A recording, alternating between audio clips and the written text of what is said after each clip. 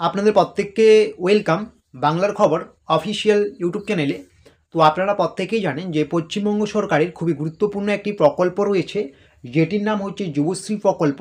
এই প্রকল্পের মাধ্যমে আপনাদের প্রত্যেক মাসে 1500 করে টাকা সরাসরি ব্যাঙ্ক অ্যাকাউন্টে দেওয়া হয়, আপনারা প্রত্যেকে সেটা জানেন।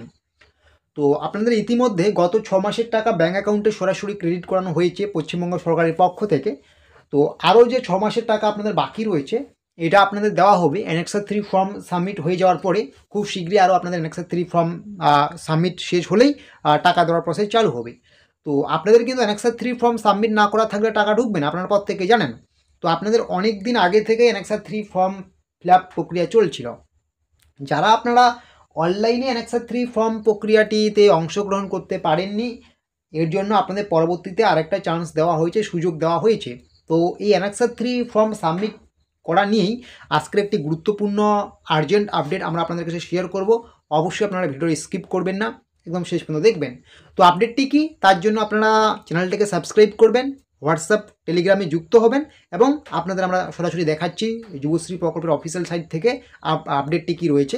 তো অন স্ক্রিন আপনারা দেখে নিন। তো অন স্ক্রিন আপনাদের একটা স্ক্রিনশট দিয়ে আমরা আপনাদের আর্জেন্ট আপডেটটি শেয়ার করছি। তো আপনারা দেখতে পাচ্ছেন এমপ্লয়মেন্ট ব্যাংকের পক্ষ থেকে যে বিশেষ বিজ্ঞপ্তি দেওয়া হয়েছে, সেই বিজ্ঞপ্তিটাই আমরা এখানে তুলে ধরেছি। তো এই বিজ্ঞপ্তি সম্বন্ধে কিন্তু আপনারা প্রত্যেকে অবগত আছে। আপনারা হয়তো ভাববেন যে একই বিষয় নিয়ে আলোচনা করছি, একই বিষয় কিন্তু নয়। হ্যাঁ, বিষয়ে টপিক্সটা একই হয়ে যাচ্ছে, কিন্তু এখান থেকে কিন্তু তথ্যটা যেটা দেবো আমরা, মানে যারা এখনও আবেদন করেনি অ্যানেক্সার 3টা বা সাবমিট করেনি, আপনাদের কিন্তু এটা কিন্তু খুবই গুরুত্বপূর্ণ আর্জেন্ট একটা আপডেট হতে চলছে।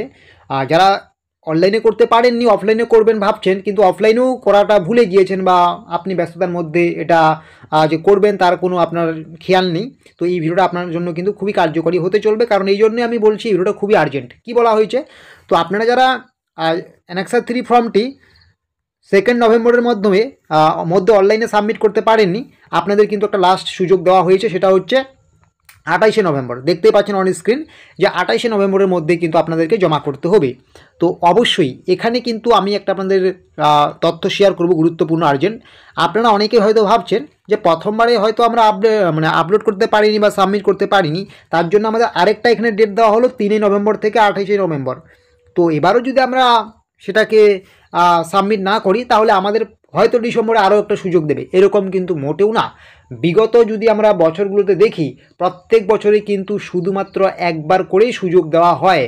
যারা প্রথমে অনলাইনে সাবমিট করতে পারেন না, আপনাদের জন্য পরবর্তীতে অফলাইনে এই সাবমিট প্রক্রিয়াটা করে, একবারেই করে।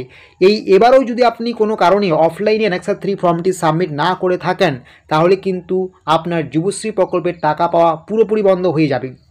তো এই জন্যই আজকে এই ভিডিওটা ক্রিয়েট করা। আপনারা প্রত্যেকেই জানেন আজকে হচ্ছে 25শে নভেম্বর, হাতে কিন্তু আপনাদের 3টা দিন সময় আছে।